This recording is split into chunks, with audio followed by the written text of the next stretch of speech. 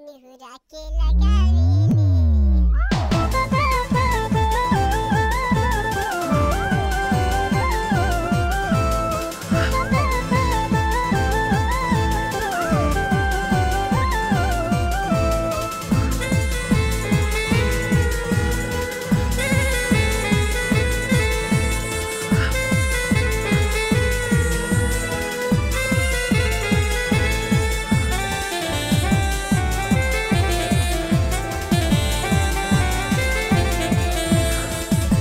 सखियो गवन की रतिया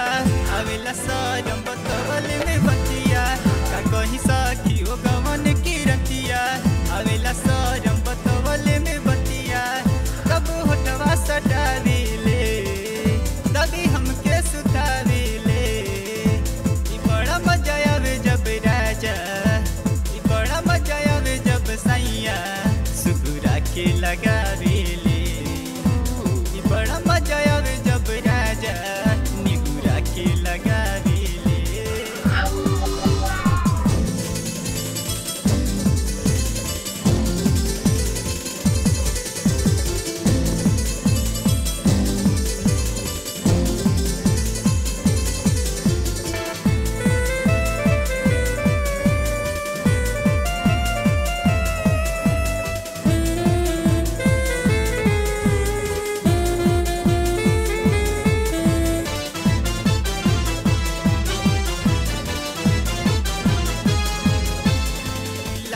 हम मनवनी बाकी मनले नाही बाती हो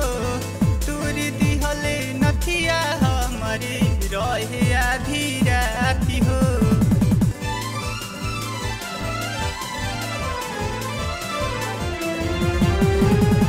लाखी हम मनवनी बाकी मनले नाही बाती हो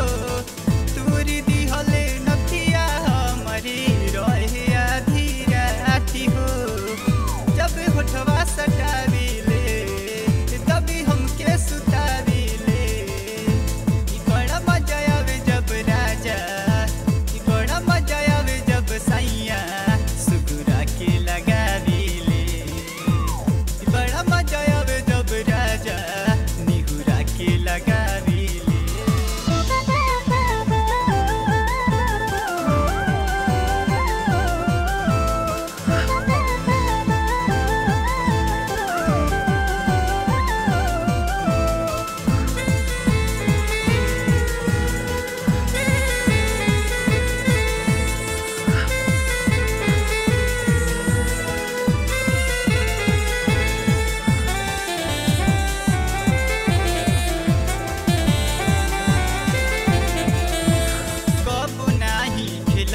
रहनी हम ऐसन खेला भर ले अखबारी में मोरी सब बदन सिहरेला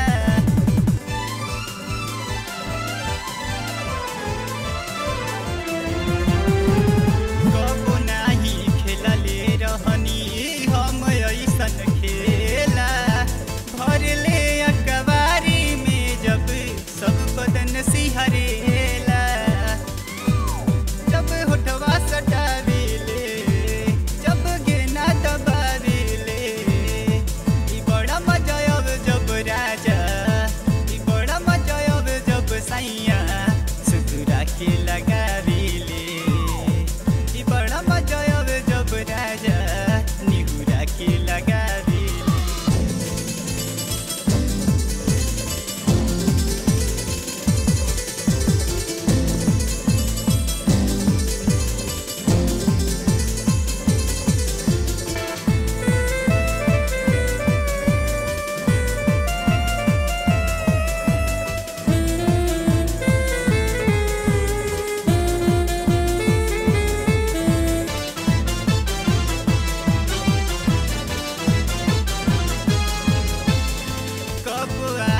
कब पीछे करे ऊपर नीचे